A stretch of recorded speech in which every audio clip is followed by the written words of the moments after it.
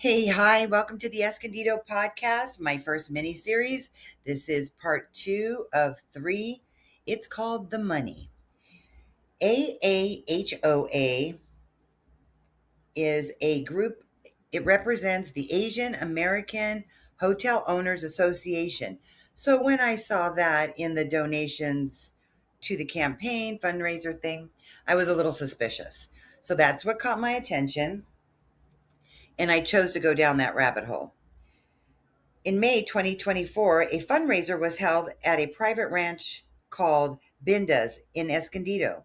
The hosts were Bhavesh and Versha Patel, lifetime members of the AAHOA, an organization representing 20,000 hotel owners who own approximately 60% of all hotels in the United States.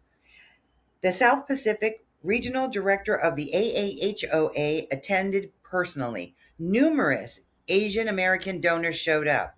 The fundraiser exceeded its financial goals. They publicly put this in their paper that they have. So this is not allegedly, this happened. The beneficiaries, well, it was Judy Fitzgerald and Christian Garcia.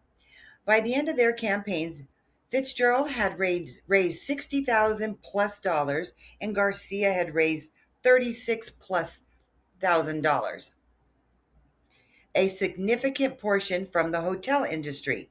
Now, here's where it gets serious.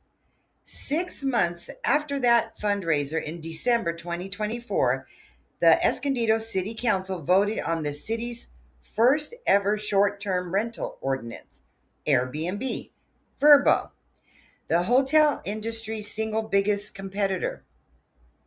The ordinance passed 4-1. Fitzgerald voted yes, Garcia voted yes, and the ordinance capped short-term rentals at just 2% of Escondido's available housing stock, banned them within 500 feet of schools, imposed permits, business licenses, and fees that make short-term rentals far less competitive with traditional hotels. The hotel industry got exactly what it paid for, a hard cap on their competition, 6 months after writing the checks. The only dissenting vote was from council member Consuelo Martinez, who wanted an outright ban on short-term rentals to free up housing for Escondido families desperately looking for a place to live. But here's what makes it potentially more than just a political story.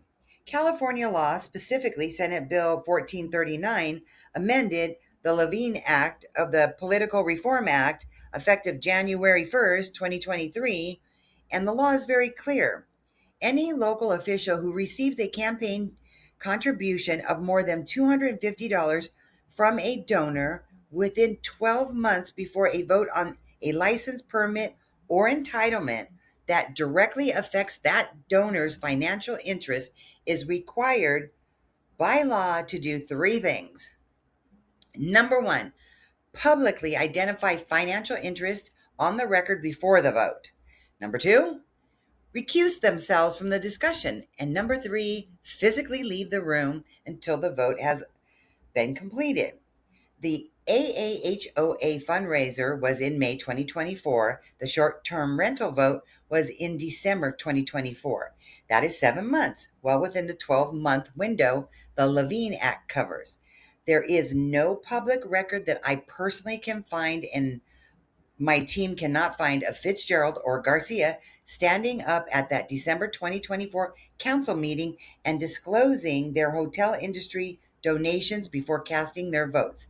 If that disclosure did not happen, that is a potential violation of California Government Code Section 4308. Under California law, willful violation of conflict of interest statutes can be punishable as a felony.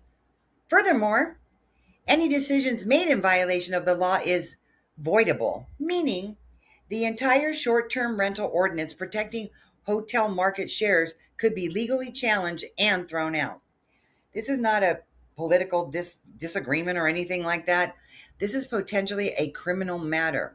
The California Fair Political Practice Commission investigates exactly these violations and can be reached by calling 866-275-3772. And complaints can be filed online, which is probably what we're going to do. It does matter to me if I'm wrong, and I feel like I've done a lot of digging into this matter. So there's a possibility, but I'm telling you that these are all recorded. So stay tuned. Thanks for showing up.